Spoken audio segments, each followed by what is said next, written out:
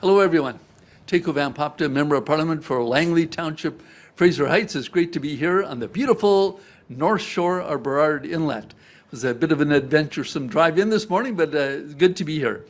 Today I have the great honor of introducing Pierre Poilievre, leader of His Majesty's Loyal Opposition and leader of the Conservative Party.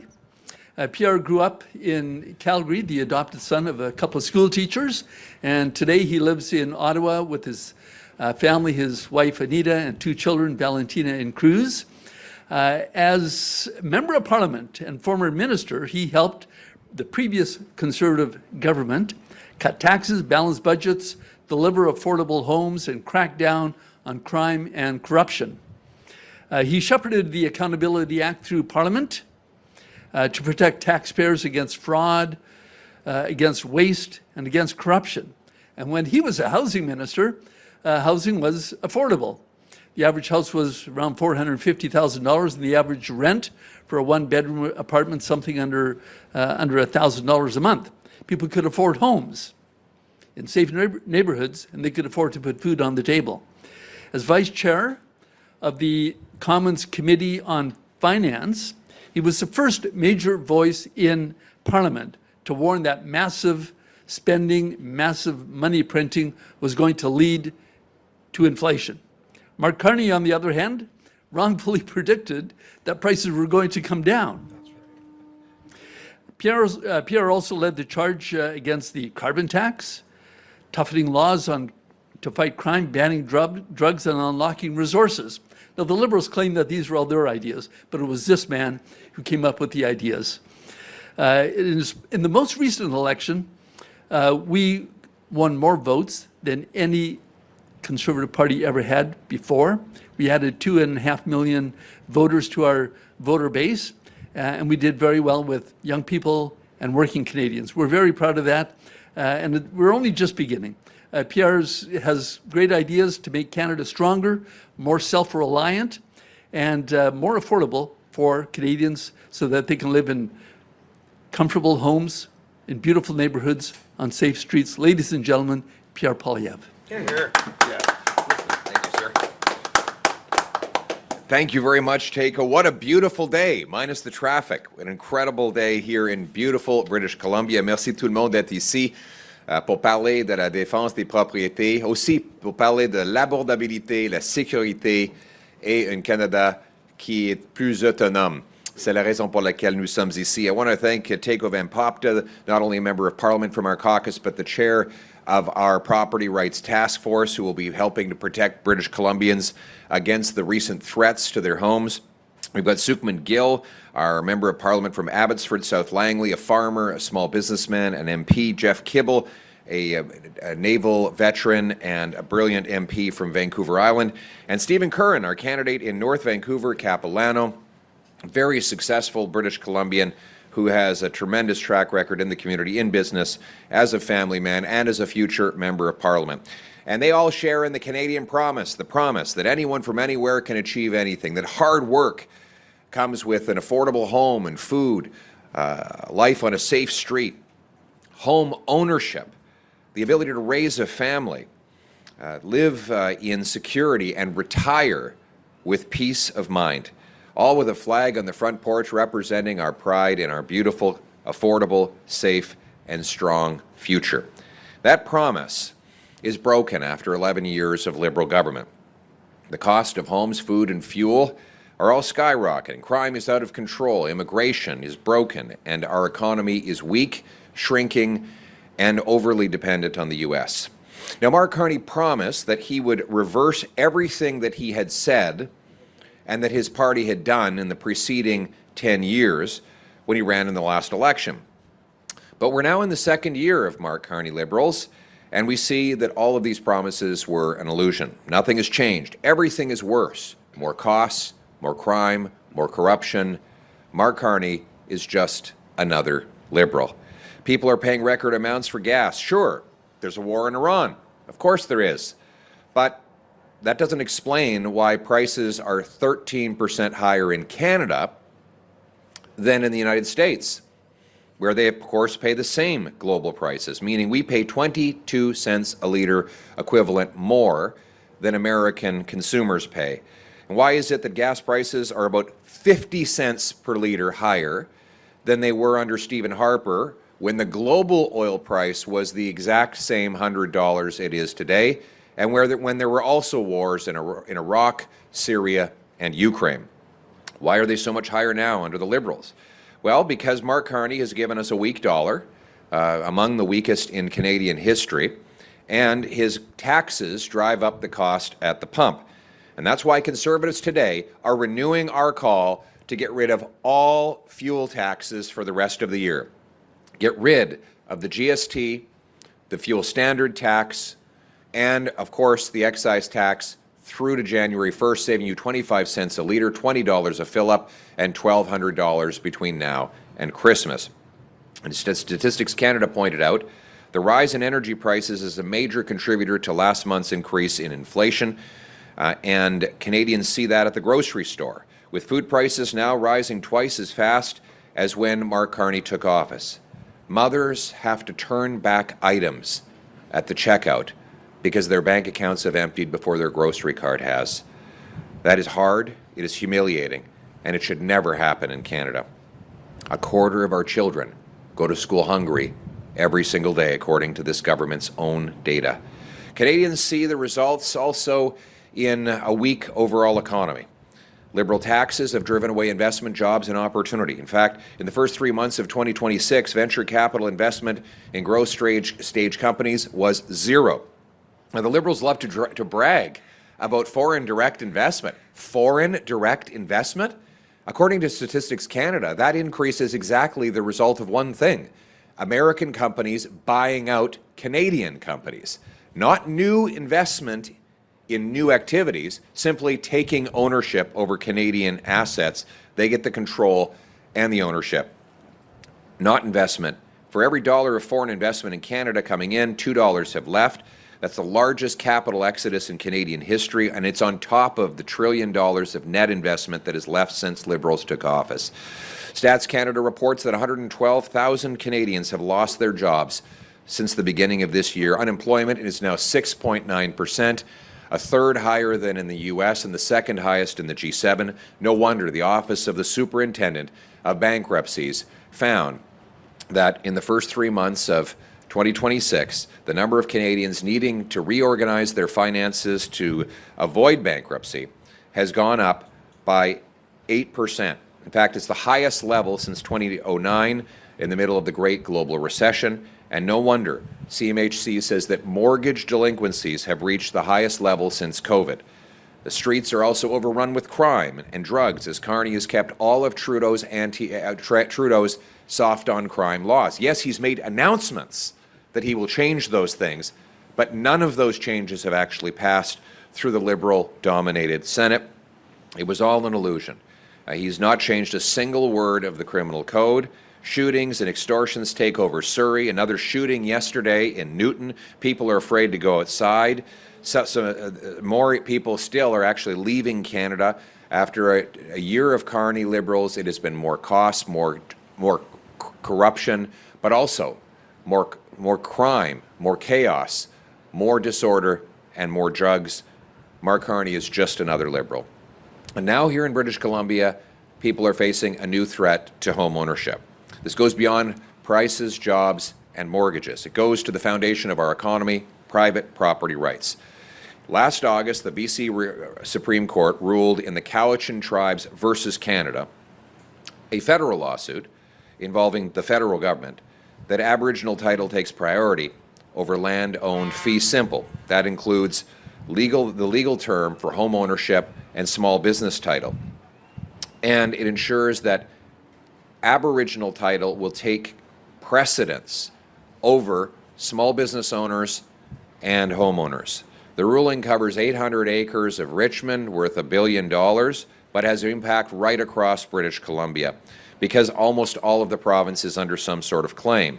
And if this precedent holds up, then all of British Columbians may face the loss of their title. Hardworking British Columbians saved up, made a down payment, paid mortgages and property taxes, and now they live in fear that they could lose their homes. Many of our treasured retirees who just want peace of mind so that they can enjoy the retirement they earned now fear they could lose their most valuable material asset, their home. And where is the federal Prime Minister in this federal lawsuit? Again, the Cowichan case was not directed at the government of British Columbia, but at the government of Canada, and he leads that government.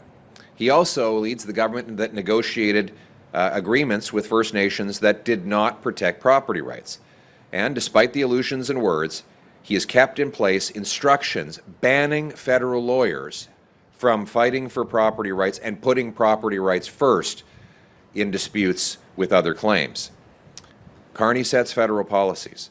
So when Mark Carney says he believes property rights are fundamental, British Columbians ask, why won't he defend them? Why has he kept litigation guideline 14 in the Attorney General of Canada's Directive on Civil Litigation Involving Indigenous People? That guideline stops federal lawyers from arguing that fee simple property rights takes precedence over all other claims. This is a Liberal directive brought in by this federal Liberal government in 2019. Mr. Carney has kept it in place. Then in February, the Carney Liberals signed the Musqueam Rights Recognition Agreement with no public scrutiny or consultation. That agreement recognizes Aboriginal rights and title over 533,000 hectares of Metro Vancouver, Burnaby, Richmond, Delta, and in fact, the parts of Richmond that are already affected by the Cowichan ruling. It creates the framework for future land governance and economic matters, but it does not protect private property rights of homeowners.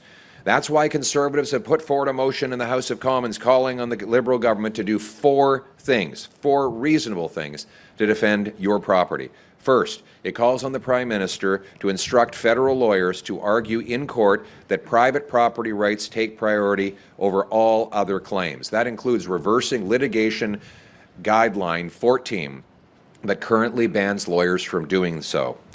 Second, it requires explicit property protections in all future federal agreements with First Nations so homeowners and businesses can take comfort in knowing their title is firm. Third, it requires the Prime Minister personally publish a plan within 30 days to protect Canadians affected by property rights risks after Cowichan and Musqueam. It has been almost a year since this started, and we've seen nothing but words from Mark Carney. Fourth, appoint a special committee to study every legal, constitutional, and political step that Parliament can and should take to protect private property rights in Canada. These are reasonable steps. They are all within the power of the federal government, and they are urgently needed. Yesterday, we began running a radio ad campaign to increase support for our federal conservative motion protecting property rights. Contact your member of Parliament and tell them to vote yes for property rights on Monday in the House of Commons, because BC homeowners cannot take Liberal sound bites to the bank, they cannot use Carney's words as collateral, and they cannot protect their homes with another photo op, another promise, or another Liberal illusion. If Mark Carney really believes private property is fundamental, if it is not just an illusion, then he should act accordingly and vote for our motion. He can defend owners, he can put property rights first, and he can work with us to restore the promise of Canada, a country that is affordable at home, safe at home, and strong at home. Thank you very much. Thank you. We'll now take questions from reporters. Please identify yourself and your outlet. One question each. Hi, Jared Yeager here with Sitka Media. So we're seeing land claims all across Canada, but there seems to be the most uncertainty here in British Columbia. So I'm wondering what makes the situation here so unique? What's unique about British Columbia is that we haven't had land cession treaties like in the prairies, for example. In the prairies, you have treaties where the First Nations ceded claims on large parts of lands in exchange for other things, the land that they now do control, financial compensation, and other concessions. Those treaties did not happen, at least not on the same scale in British Columbia. And as a result, you have a lot of claims with no cession whatsoever. And that's why British Columbia is unusually threatened by this ruling, although there are other parts of the country where this precedent could spill over. In places where there are not land cession treaties, in Ontario and parts of Quebec and Atlantic Canada, you might also see risks. But right now, British Columbia really is ground zero. And in this province, you have basically every square inch of the province that is claimed by one or another First Nation group. So if you take the Cowichan ruling and apply the precedent province-wide, you could see basically every major British Columbia community threatened with the loss of home ownership that we now face in Richmond. Hi, Daria Zargo with Global News. On that strain, what's your reaction to the Supreme Court of Canada agreeing to hear the BC government's appeal of the ruling to incorporate UNDRIP into BC laws? Well, did you want to? You were saying something. Do you want to jump in this one? I'm just going to bring forward my lawyer here. This is he's the chair of our Property Rights Task Force. Go ahead. Good. I believe you're referring to the billing by the hour, by the No. way? Okay. All right. No, free today. Okay. I believe you're referring to the Gitskala case, which came as quite a surprise out of the Court of Appeal to David Eby when he discovered that the court actually put teeth into the DRIPA legislation. I think that was a big surprise to David Eby. He tried to backpedal from that, and he ran into trouble with his own caucus. So I believe that that decision from the Court of Appeal was wrongly decided. I'm very happy that the Supreme Court of Canada has given leave to hear it, and I'm sure that many people right across our country are going to be very interested in the outcome of that decision. Thank you. And I would just add that Conservatives voted against UNDRIP. We think that it creates a bad legal framework that could potentially risk resource development, home building, and maybe even home ownership. So these bills that Liberals and NDP governments have passed are now bringing serious risk to our economy and to our people, and it's time to reverse course. Thank you. Hi, Leanne Young from CBC. So do you think Premier Daniel Smith should call a referendum on Alberta's place in Canada? And in that vein, as an Alberta MP, what action will you try to take to keep Alberta within Canada in the face of a referendum? So I'm a strong Canadian federalist, a proud Albertan, and a proud Canadian. I want a strong Alberta within a united Canada. And all conservatives will be campaigning for Canadian unity in Alberta, and potentially, we hope not, but potentially in Quebec as well, if the separatists win there. We believe that Alberta deserves a fair deal in this country, which means that we unblock the resources, we allow the oil and gas sector to grow, we get the federal government off the backs and out of the way of Alberta workers and small businesses so the province can prosper, reverse the gun grab and other unnecessary federal Liberal irritants, but all for the purpose of making our country more united, more affordable, and more strong. It is the job of the Prime Minister of Canada to unite the country. And as Prime Minister in waiting, I will begin that work myself. I will be campaigning across the province of Alberta, encouraging Albertans to stay as part of the Canadian family and encouraging nationwide unity for all Canadians. Yeah. Just in French as well, please. Merci beaucoup. Tout d'abord, le Parti conservateur et moi supportons un Canada uni. On veut un Alberta qui est fort dans un Canada uni. Nous voulons que les Albertains puissent accomplir leur potentiel en débloquant les ressources naturelles, en enlevant les coûts et les obstacles du gouvernement fédéral, des autres politiques qui dérangent des Albertains, comme le repris des armes d'épaule. Et nous allons continuer de se battre pour les intérêts des Albertains en ces questions. En même temps, nous reconnaissons que la responsabilité principale de n'importe quel premier ministre, c'est d'unir le pays. Et moi, en tant que Premier ministre futur, je vais commencer ce travail dès aujourd'hui. les conservateurs vont faire campagne pour convaincre les Albertains de rester au Canada, d'unir notre pays.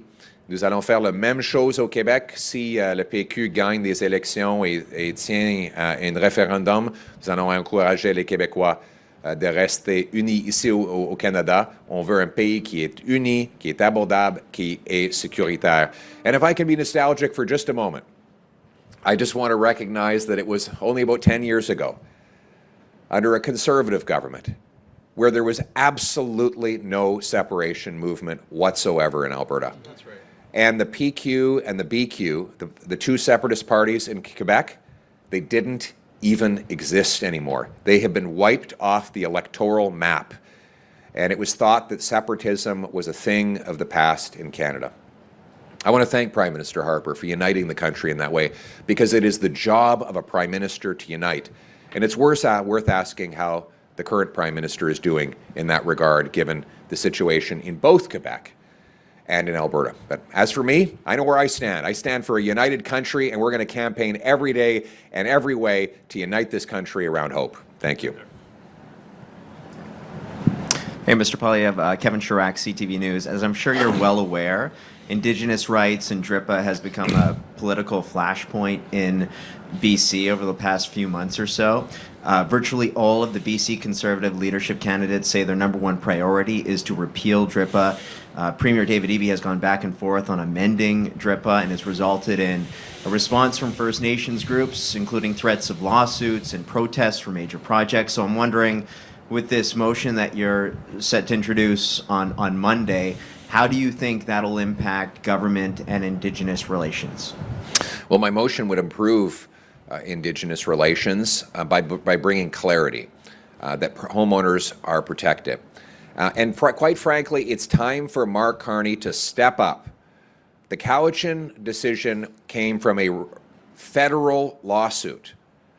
And it was the federal government, this federal Liberal government, that directed its lawyers not to defend property rights in that case.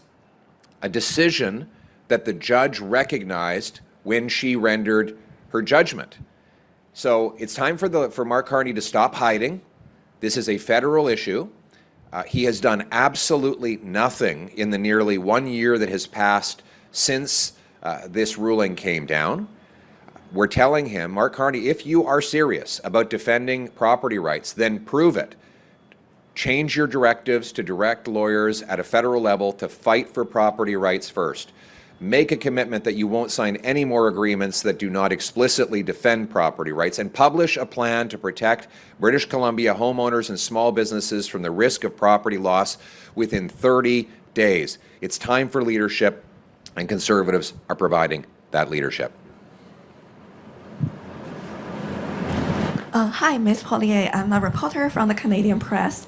Since you made the call to drop fuel taxes in April, prices have skyrocketed and which have eaten up the drop in taxes. And why do you think dropping taxes would help? Thank you. Thank you very much. Well, we said we should get rid of all taxes. The Liberals have only got rid of a third of the tax for a third of the year. But you're wondering why prices keep rising. Well, in part because we have such a weak dollar. Oil is a globally priced commodity, and it's denominated in U.S. dollars. This morning, the Canadian dollar is at just 72 cents, and this is because of the weak economy that Mark Carney has delivered. We've got basically the weakest economy in the G7, and that gives you a weak dollar. When you have a weak dollar, everything costs more for customers, particularly fuel and food. And what are Canadians struggling with right now? Fuel and food. We need a strong dollar with low taxes and more energy production, and that's what Conservatives will fight for. Thank you very much. This concludes today's press conference. All right, thank you very much. So sorry, yes. I have another question All right, about we'll the let her mining in. rights. Sorry to be aggressive. The Supreme Court of Canada has agreed to hear a mining rights appeal today in BC. And is there anything I wonder the federal government can do in that case, given that it's the provincial government legislation that's the basis of this? Thank you. Sorry, I didn't hear the mid part. Which appeal are we referring to now? So the same one. Same one. Case, Yeah. so. The Aboriginal rights appeal, the Cowichan Nation appeal today. Yeah. Right. Do you want to add anything on that? Any more than you already have? Do you want to get in on that one? Okay, Teiko, get in there. Good. So thank you. The same case we're talking about, I believe, the Gitskala case, where the BC Court of Appeal had said that the duty to consult starts with the initial mining claims, not final decisions. And that came as a big surprise to David Eby. That's not what he had expected his own legislation would be interpreted to say. So I think that the BC Court of Appeal got it wrong. I'm just going to repeat myself, and I'm very pleased that it's going to the Supreme Court of Canada, and we're hoping for a better outcome. Whether the federal government should intervene on that, I don't know. We'll leave that up to the Justice Department, but certainly a consideration, because this decision coming out of the Supreme Court of Canada will affect all of Canada. Thank you. Excellent. All right. I think we're done. Yeah, perfect. All right. Thanks, everyone.